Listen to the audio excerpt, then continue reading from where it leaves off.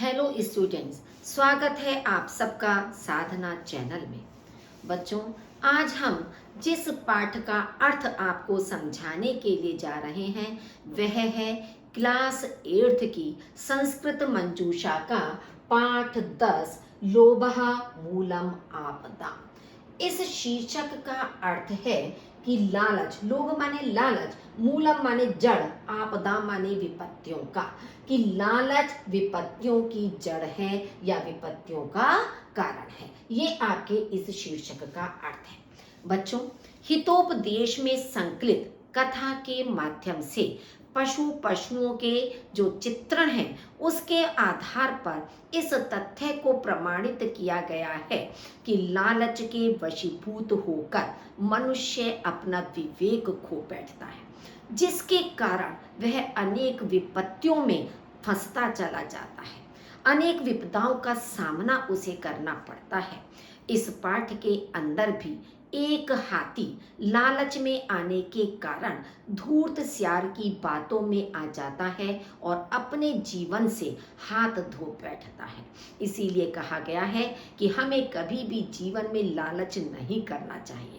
आम जीवन में भी आप देखते हैं कि कभी कभी मान लीजिए, चाहे हम हों या आप हों, कि कभी कोई भोजन हमें बहुत अधिक स्वादिष्ट लगता है तो हम लालच में आकर उसे खाते चले जाते हैं, जिसके कारण क्या होता है, अनेक प्रकार की बीमारियां हमें घेर लेती हैं, अनेक परेशानियों में हम पड़ जाते हैं। तो लालच किसी भी चीज का हो, चाहे पैसे का लालच हो, चाहे आपका किसी भोजन का लालच हो या किसी भी पद का लालच हो, लालच किसी भी प्रकार का हो, वह सबसे बड़ी बुरी बला होती है। हमें लालच में कभी भी नहीं आना चाहिए। तो चलिए अब हम इस पाठ का अर्थ आपको समझाते हैं, उसे ध्यान से सुनने की कोशिश और समझने की कोशिश कीजिए।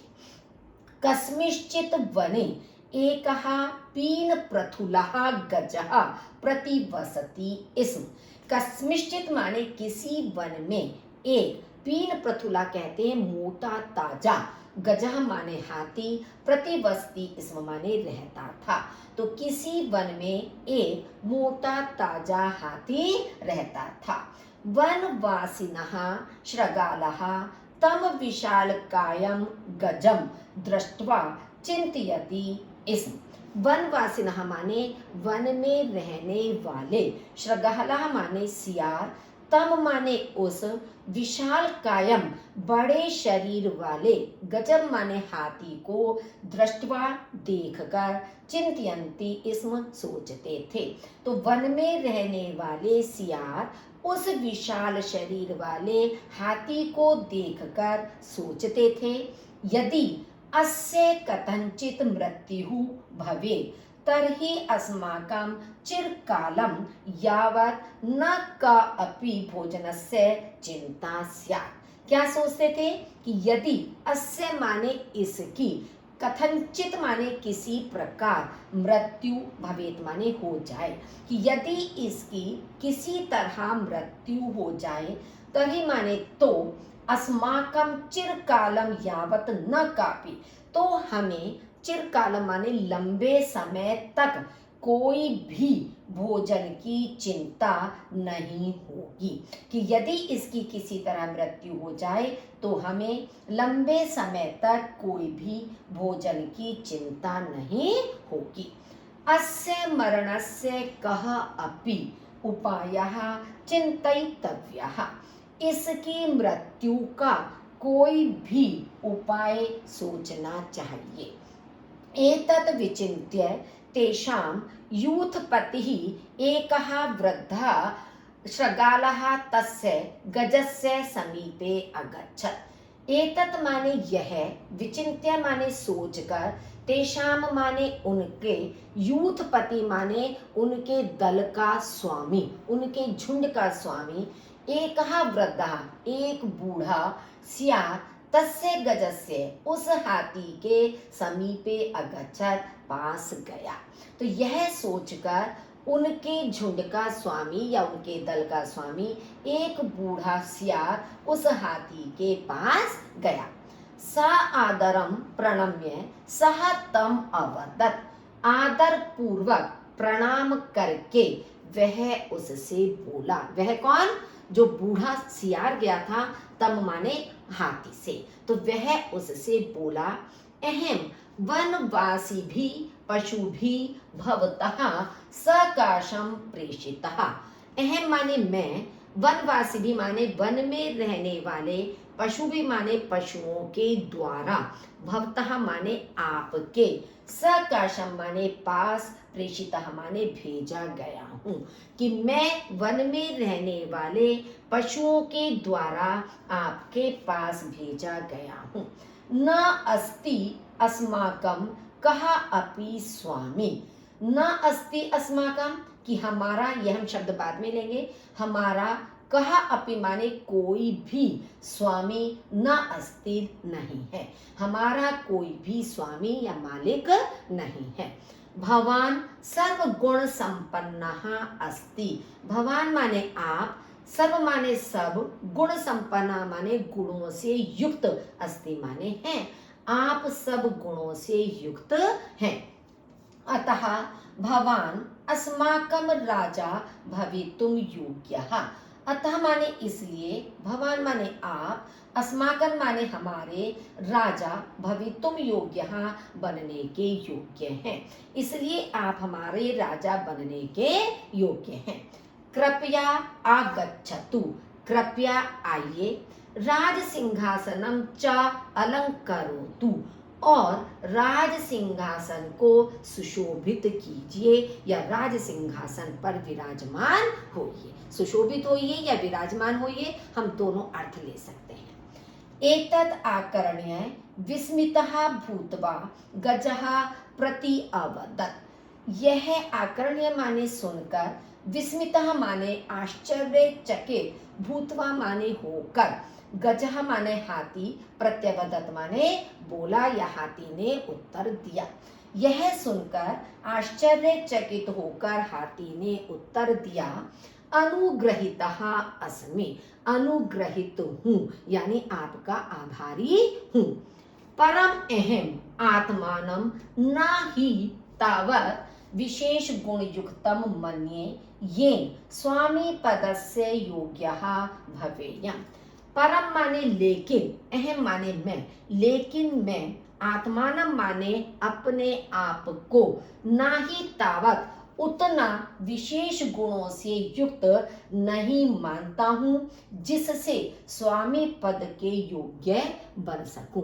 मतलब हाथी कह रहा है कि मैं स्वयं को इतने गुणों से युक्त नहीं मानता हूँ कि जिससे स्वामी पद के योग्य बन सकूं। तथापि भवद्भिः मयि यह विश्वासः कृतः। तथापि माने फिर भी, भवद्भिः माने आपके द्वारा, मयि माने मुझ पर, यह माने जो, विश्वासः माने विश्वास, कृतः माने किया गया है। फिर भी आपके द्वारा मुझ पर जो विश्वास किया गया है, यह च माम प्रति सम्मानः प्रदर्शितः, और जो मेरे प्रति आदर दिखाया गया है या सम्मान दिखाया गया है, तस्य अपमानम कथम कुर्याम, उसका अपमान, कथम माने कैसे, कुर्याम माने करूं, तो उसका अपमान कैसे करूं। अतः यथा भवद्भ्यः रोचते, इसलिए यथा माने जैसा, भवद्भ्यः माने आप सबको, रोचते माने अच्छा लगता है, इसलिए जैसा आप लोगों को अच्छा लगे, तथा कुर्वन्तु भवन्तः, भवन्तः माने आप, वैसा आप लोग करें। देखिए भवन्तः बाद में लिखा गया है लेकिन अर्थ हम इसका पहले लेंगे, वैसा आप लोग, कुर्वन्तु माने करें। मनसा विहस्य शृगालः अवदत्। मनसा माने मन ही मन में, विहस्य माने हंसते हुए, शृगालः अवदत् सियार बोला। अनुग्रहीतः स्मः, हम सब आपके आभारी हैं या हम सब आपसे अनुग्रहित हुए हैं। आगच्छतु भवान राज्य अभिषेकाय, आप राज्य अभिषेक के लिए, आगच्छतु माने आइए, आप राज्य अभिषेक के लिए आइए। भवतः मार्गदर्शनम करोमि अहम, अहम माने मैं, भवतः माने आपका, मार्गदर्शन करोमि माने करता हूँ, मैं आपका मार्गदर्शन करता हूँ। राज्य लोभेन आकृष्टः सः यावत् तीव्र गत्या शृगालम अनुगच्छति तावत् महापंके पतति। राज्य के लालच से आकर्षित वह जितनी तीव्र गति से, शृगालम माने सियार के, अनुगच्छति माने पीछे पीछे चलता है, कि राज्य के लालच से प्रभावित होकर या उससे आकर्षित होकर वह जितनी तीव्र गति से सियार के पीछे चलता है, तावत महापंके पतति, उतना ही वह दलदल में गिर जाता है। मतलब ये सियारों की एक चाल थी कि उन्होंने एक जगह दलदल की हुई थी कि ताकि जब हाथी तेजी से उनके पीछे पीछे चलेगा तो वह उस दलदल में गिर जाएगा। तो तीव्र गति से सियार के पीछे चलता है और वह कीचड़ में गिर जाता है। अह महापंके पतितो अहम त्राहि माम। अह महापंके माने दल दल में, पतितो अहम मैं गिर गया हूँ, त्राहि माम मेरी रक्षा करो या मुझे बचाओ। दीर्घ कायम गजम पंके पतितम दृष्ट्वा वंचकः शृगालः अंतर्हसन अवदत्। कीचड़ में दीर्घ कायम गजम, बड़े शरीर वाले हाथी को कीचड़ में गिरा हुआ देखकर धोखेबाज सियार अंतरहसन मन ही मन में हंसता हुआ अवदत माने बोला, कि विशाल शरीर वाले हाथी को कीचड़ में गिरा हुआ देखकर धोखेबाज सियार मन ही मन में हंसता हुआ बोला, क्षणम तिष्ठतु।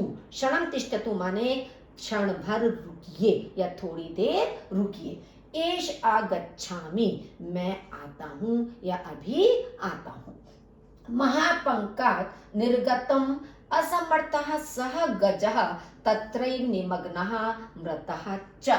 महापंकात् माने उस कीचड़ से या महान दलदल से, निर्गंतुम माने निकलने में, असमर्थ माने विवश, कि महान उस कीचड़ से या उस बड़ी जो कीचड़ में वह डूब गया था, तो उस कीचड़ से निकलने में असमर्थ वह हाथी, तत्रैव माने वहां ही, निमग्नः माने डूब गया, मृतः च और मर गया, कि जब वो कीचड़ में दलदल में नीचे धंसता चला गया, डूबता चला गया, तो वह मृत्यु को प्राप्त हो गया या वहीं पर मर गया। शृगालः च तस्य गजस्य मांसम बहुनी दिनानि पर्यंतम स आनंदम आखादन।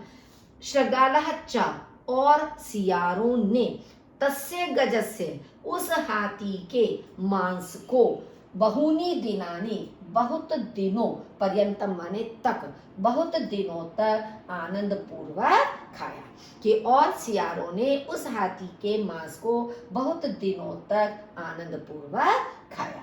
अतः प्राज्ञः कथयन्ति, इसलिए प्राज्ञा माने बुद्धिमान लोग, इसलिए बुद्धिमान लोग कथयन्ति माने कहते हैं, लोभः मूलम आपदां, लालच आपदाओं की जड़ है या विपत्तियों की जड़ है या विपत्तियों का कारण है। मूल का मतलब आप कारण भी कर सकते हो, मूल का मतलब आप जड़ भी कर सकते हो। तो आपने देखा होगा बच्चों, जो शीर्षक में आपका मिलाकर लिखा हुआ था, तो जब हम संस्कृत को पढ़ते हैं, उच्चारण करते हैं, तो हम उसको संधि विच्छेद करके अलग अलग करके पढ़ते हैं। अब आपका ऊपर मिलाकर पूरा दे दिया था लोभो, लोभो शब्द दे दिया था, और मूल माप दाम इस तरह से शब्द मिलाकर दिया था। अब इसके पढ़ने का सरल तरीका क्या हो गया, लोभः, क्योंकि विसर्ग का ओ बन जाता है तो हमने संधि करके लोभः।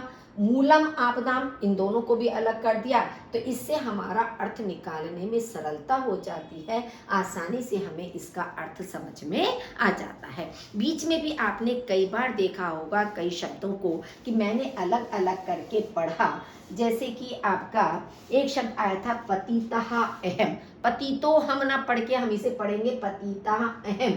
तो इस तरह के बहुत सारे शब्द आपके अलग अलग आए थे पहले भी, जैसे तत्रैव, तत्र प्लस एव संधि करके आपका लिखा है। तो इस तरह से संस्कृत को जब भी आप पढ़ें तो संधि करके, संधि विच्छेद करके उसका पढ़ें, ताकि एक एक शब्द का अर्थ आपको अच्छी तरह से समझ में आ जाए और इस पाठ से जो आपको शिक्षा मिली उसे अपने जीवन में उतारने की कोशिश कीजिए। जीवन पर्यंत इस बात को ध्यान में रखिए कि हमें अपने जीवन में किसी भी चीज का लालच नहीं करना है।